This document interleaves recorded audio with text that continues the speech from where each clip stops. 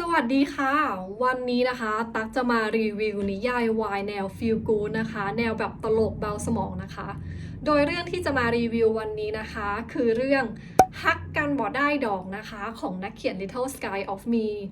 เรื่องนี้นะคะคือซื้อมานานมากแล้วนะคะดองไว้นานแล้วในที่สุดนะคะก็มีโอกาสได้หยิบมาอ่านสักทีนะคะแล้วก็แบบคือมันน่ารักมากนะคะคืออ่านไปก็จะแบบเอ็นดูนายเอกอะแล้วพระเอกก็คือดีงามนะคะใครสนใจนะคะติดตามฟังเรื่องคร่าวๆดังนี้พระเอกของเรานะคะหรือว่าสมชายเพชรแก้วเกล้านะคะเป็นพระเอกลิเกชื่อดังนะคะ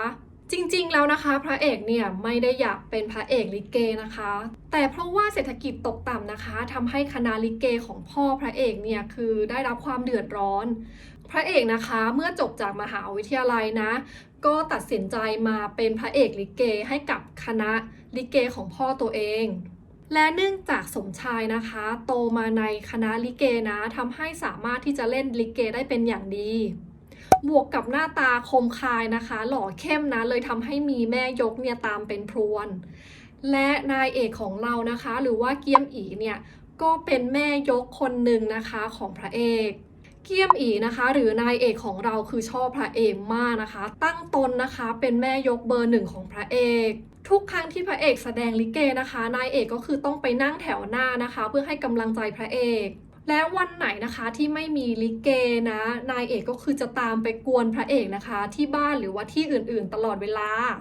พระเอกนะคะปากนะคะก็บ่นว่านายเอกเนี่ยน่ารำคาญนะคะชอบตื้อเขาอย่างนั้นอย่างนี้นะแต่ว่าจริงๆแล้วนะคะพระเอกให้ความสำคัญกับเกี้ยมอีนะคะมากกว่าแม่ยกคนอื่นๆเช่นนะคะคือพระเอกเนี่ยจะรับเงินหรือรับแบบสิ่งของจากแม่ยกคนอื่นนะแต่พระเอกนะไม่เคยเลยที่จะรับสิ่งของใดๆนะคะของมีค่าอะไรก็ตามนะจากเกี้ยมอีนอกจากนั้นนะคะวันไหนที่แบบคือสมชายเล่นลิเกนะแล้วไม่เห็นเกี้ยมอีมาให้กำลังใจเนี่ยสมชายก็คือจะคอยชะเง้อมองนะว่าทำไมเกี้ยมอีถึงไม่มาวันนี้พระเอกนะคะถึงแม้ว่าจะปากร้ายนิดๆนะแต่ว่าจริงๆคือเป็นคนใจดีมากนะคะมีอยู่วันหนึ่งนะคะเกี้ยมอีเนี่ยโดนปล้นทรัพย์นะพระเอกเนี่ยก็เข้าไปช่วยแล้วการกระทำเล็กๆน้อยๆแบบนี้นะคะก็ทำให้นายเอกหรือว่าเกี้ยมอีของเรานะคะคือแบบประทับใจในตัวพระเอกมากขึ้นเรื่อยๆขอเล่าเรื่องทางบ้านนายเอกนิดนึงนะคะนายเอกเนี่ยเป็นแม่ยกนะคือนายเอกเนี่ยรวยแต่รวยเพราะว่าพ่อนายเอกเนี่ยรวยนะคะพ่อนายเอกนะคะหรือว่าเสียเฮงนะเป็นเจ้าหนี้รายใหญ่ของชาวบ้านแถวๆนั้นนะคะแล้วคณะลิเกของพ่อพระเอกนะคะก็เป็นหนึ่งในลูกหนี้นะของเสียเฮงด้วยเช่นกันนายเอกนะคะเป็นลูกคนเล็กของที่บ้านนะก็เลยถูกตามใจอยู่เสมอทำให้นายเอกเนี่ยอยากได้อะไรก็ต้องได้นายเอกนะคะก็เลยจะดื้อรั้นนิดๆนะคะใครห้ามอะไรก็ไม่ค่อยจะฟังวันหนึ่งนะคะที่จังหวัดนะเขาก็แจ้งว่าจะมีการจัดงานบวงสรวงประจำปีครั้งใหญ่ขึ้นนะคะนายเอกตัวแสบของเรานะคะก็คืออยากที่จะเข้าร่วมงานบวงสรวงครั้งนี้นะคะโดยที่ตัวเองเนี่ยอยากที่จะรำนะในงานบวงสรวงทั้งที่ตัวเองเนี่ยรำไม่เป็นนะคะแล้วก็รำไม่ได้เรื่อง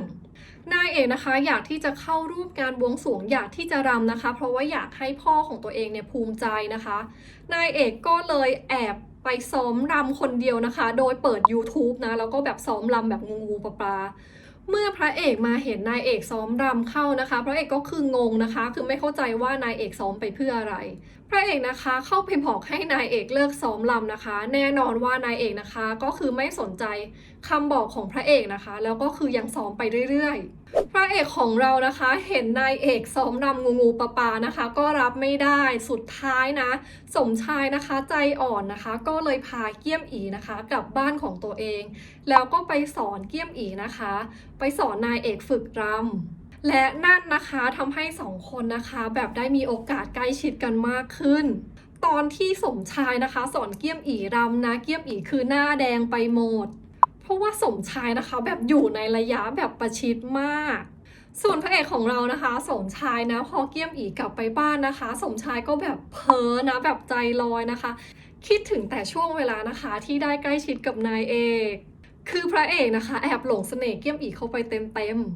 เมื่อวันบวงสรวงมาถึงนะคะพระเอกของเรานะตอนแรกที่ตั้งใจว่าจะไม่เข้าร่วมงานนี้นะคะก็เปลี่ยนใจกระทันหันนะเพราะว่าตัวเองอยากที่จะไปเห็นเกี้ยมอีรำพ่อสมชายนะคะได้เห็นเกี้ยมอีรำนะก็แบบประทับใจมากเพราะว่าพระเอกของเรานะคะเห็นได้เลยนะคะว่านายเอกเนี่ยตั้งใจฝึกซ้อมนะคะแล้วก็ทำออกมาได้เป็นอย่างดีพระเอกนะคะคือยืนดูนายเอกรำนะคะเพลินนะคะแบบใจลอยนะจนสุดท้ายคือลืมไปเลยนะคะว่าตัวเองเนี่ยเข้าร่วมงานเพื่อที่จะแบกเสลี่ยงฉากนี้นะคะคือแบบน่ารักมากคือทุกคนต้องไปตามอ่านยังไงก็ตามนะคะชีวิตสุขสบายของนายเอกนะก็ต้องมีวันสั่นคลอนวันหนึ่งนะคะพ่อของนายเอกเนี่ยหรือเสี่ยเฮงนะคะถูกจับข้อหาทุจริตแล้วก็ฉ้อโกงเมื่อนายเอกรู้เรื่องทั้งหมดนะคะนายเอกก็คือเสียใจมากแล้วก็เขวไปหมดนายเอกนะคะไม่เคยคิดว่าพ่อของตัวเองจะทำทุจริตได้เพราะในสายตาของนายเอกนะคะพ่อของเขาเนี่ยเป็นพ่อที่ดีมาเสมอข่าวการทุจริตของพ่อนายเอกดังมากนะคะทำให้สุดท้ายเนี่ยทั้งนายเอกนะคะแล้วก็พี่ชายเนี่ยต้องขังตัวเองอยู่ในบ้านไม่กล้าออกมาพบหน้าผู้คนพระเอกนะคะคือเป็นห่วงนายเอกมากแล้วก็คือคอยติดตามข่าวการทุจริตอยู่ตลอดเวลาหลายวันต่อมานะคะพระเอกทนไม่ไหวนะคะด้วยความเป็นห่วงนะพระเอกก็เลยไปตามเกี้ยมอีที่บ้านนะคะพอไปถึงเนี่ยก็เห็นนายเอกนะแบบคือซึมนะคะแล้วก็อยู่ในสภาพที่แย่มากนะคะพระเอกก็คือสงสารนะแล้วสุดท้ายนะคะก็เลยเข้าไปดูแลนายเอกอยู่เป็นเวลานานจนกระทั่งนะคะนายเอกเนี่ยมีสภาพจิตใจที่ค่อยๆดีขึ้นนะคะแล้วก็สามารถกลับมายืนหยัดได้อีกครั้งหนึ่งในนิยายนะคะช่วงที่แบบพระเอกมาดูแลนายเอกนะก็จะมีแบบฉากฟินๆนะคะนายเอกก็จะทำตัวแบบอ้อนๆนะนายเอกก็คือมีแบบชวนพระเอกลงอ่างจากุซซี่อะไรอย่างเงี้ยตลกมากตัดมาทางฝั่งบ้านพระเอกนิดนึงนะคะหลังจากที่เสี่ยเฮงเนี่ยโดนจับตัวไปนะคะแน่นอนว่าก้อนหนี้ของบ้านพระเอกก็คือหายไปด้วยดังนั้นนะคะพระเอกนะคะเลยเลือกที่จะยุตินะการเป็นพระเอกลิเกนะเพราะว่าตัวสมชายเนี่ยไม่เคยที่จะอยากเล่นลิเกพระเอกของเรานะคะตัดสินใจนะคะที่จะไปหางานทำงานอื่นนะเป็นงานที่ตัวเองอยากที่จะทำเป็นงานที่ตัวเองเนี่ยชื่นชอบ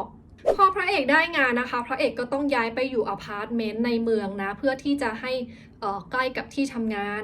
พอเกี้ยมอีรู้ข่าวนะคะก็คือตามมาหาสมชายที่บ้านนะแล้วก็ร้องไห้ฟูมฟายนะคะไม่อยากให้สมชายเนี่ยไปอยู่ไกลพระเอกของเรานะคะก็เลยใช้โอกาสนี้นะแอบบอกชอบนายเอกอยู่แบบอ้อมๆนะโดยการเข้าไปจูบนายเอกและทั้งคู่นะคะก็ตกลงเป็นแฟนกัน